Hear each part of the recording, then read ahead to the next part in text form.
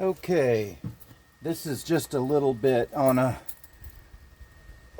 my take on a mini keg grill, which some of us mechanically inclined guys like the idea of, because we know the mini keg or the keg is just made so well that if you use a stainless steel keg and you end up making a grill or a little bonfire pit out of, or something that's made like, you know, nothing that you're gonna buy commercially, because nothing you buy commercially these days is made to last more than a few years. It's made to rust out and fall apart. So this is a mini keg I picked up for $10 at the Flea Across America in Lafayette, Tennessee area. And basically what I did, first of all, you have to take the top tap out, okay? And the way that this top tap works is that it's kind of like a Schrader valve. But basically, the first thing that you have to do is take a screwdriver and using your safety glasses and all safety precautions, you take and you kind of pry that down in next to that ball that's there, and pry that ball down a little bit, and be aware you may have some soda or beer or something shoot out at you a little bit, but you little by little pry down on that ball just like that you would a Schrader valve until you release the pressure. Once you get the pressure totally released, you'll be able to totally push down on that valve or on that ball, and you'll know that there's no pressure left. But check it once in a while just to make sure as you're working on it or whatever, until you definitely get something drilled through it or something. And by all means, use all precaution and so forth. But basically what you get is, once you get the pressure out of it, then there'll be a little slot here in the top. I tried turning this thing and it didn't turn, because they don't turn. The way that it works, just like a Schrader valve, except a Schrader valve or a tire valve screws in. These don't screw in. They just set down into place like that, and then like an inside C-clamp, but it's not an actual inside C. The way that it circles around, it's more like a little key ring. And you get it right at the beginning of the top there with the screwdriver or somewhere in there, and you pry it in, and it little by little comes out, and you just kind of use a screwdriver and work around it till you get it out of there. Once you get that out of there, then you can take a screwdriver or something and pull up on it, and you'll get that. You got to make sure there's a little notch on it there. Some of them, if it's a full-size keg, they'll even have two, but a mini keg will have the one, and it goes in and then it twists to lock in.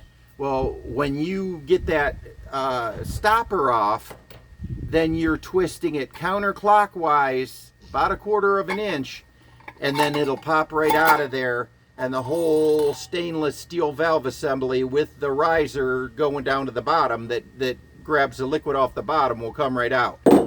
And then you have a wide open hole into the mini keg, and you know, it's wide open to be able to dump anything or clean it out or whatever like that. Then you can proceed to cut whatever door or whatever. Now my take on this is, I wanted to keep the bottom and the sides intact and just use the top opening, with the exception of drilling some air holes in the side. That way I can take a grill for about $20 at Home Depot, not Lowe's. Lowe's don't have them, but at Home Depot you can get these grill tops. And these grill tops, this isn't no light duty grill top. This is a really well made grill top that's pretty much as strong as the keg is. And it'll just set on top of there, And there's even little holes in the top of the keg that you could put a couple screws sticking up, you know, like 5/16 self-tapping stainless screws or whatever that stick up a little bit and make it to where this can only slide so much, or it can't slide as much. Actually, it can't slide very far as is. But if you want to make it to where it can slide even less, actually, to tell you the truth, these center steel things there that are the supports pretty much lock it dang near just about right in place. But then what you have is you have a short stainless steel drum that's super heavy duty that you can use as a bonfire pit. You can use it as a grill, you know, and the bottom of it is up probably, I'd say, a good 8, almost 10 inches, is still watertight. So I mean, you could actually even boil water and different stuff in it too. But this is the version of it that I was going for, rather than cutting a hole in the side or something. And inside, I'm going to make it, whether, I'm not sure if I'm going to use this or if I'm going to just get a something separate, and I'm going to make it to where I can adjust the coals once it burns down to coals, if I'm going to try to cook above it. One of the things that I even thought is I could even leave this in the middle coming up through there, and if I cut a small hole in the top of the grill, I could even make it to where I had some sort of a clamp that went around it, and I could pull adjust the coals up and down to get whatever heat that I was going to get right in from the center of it.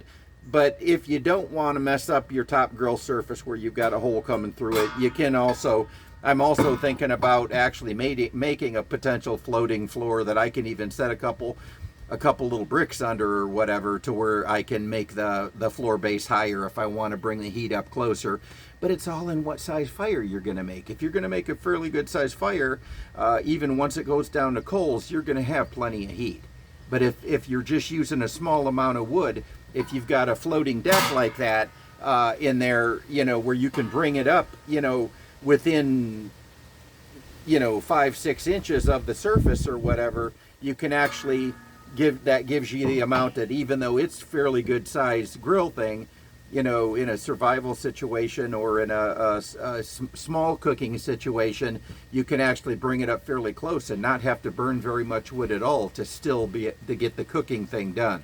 But that's kind of what I'm working on today, as far as trying to design and make something just cool and out of the ordinary. You know, sure, you can buy stuff that's already made and stuff like that, but sometimes it's cool just to make your own if you've got a little bit of know-how. But you got to use safety glasses, and you got to be careful, because you can cut yourself real good or hurt yourself. And whenever you're dealing with metal fragments from drilling or grinding or whatever, you don't ever want to risk it, because you get some of that in your eyes or get it in under your skin, and boy, it ain't any fun. But as long as you're using good safety precautions, you can actually make some pretty cool stuff that's, in my opinion, better than anything that you can buy out there commercially, because it'll, you know, it can be made to where you actually have something that's quality enough that it will last forever. Which, of course, being Americans, we know ain't nothing out there made to last forever anymore. They design the stuff to only last so long, so they can keep selling it to you over and over again, because it's only going to work for so long before it craps out. But anyways,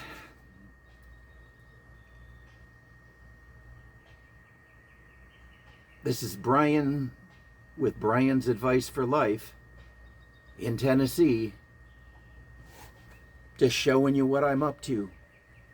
Hope you have a blessed day. Keep God close to your side. As long as God's close to your side, you can't never lose. Peace out.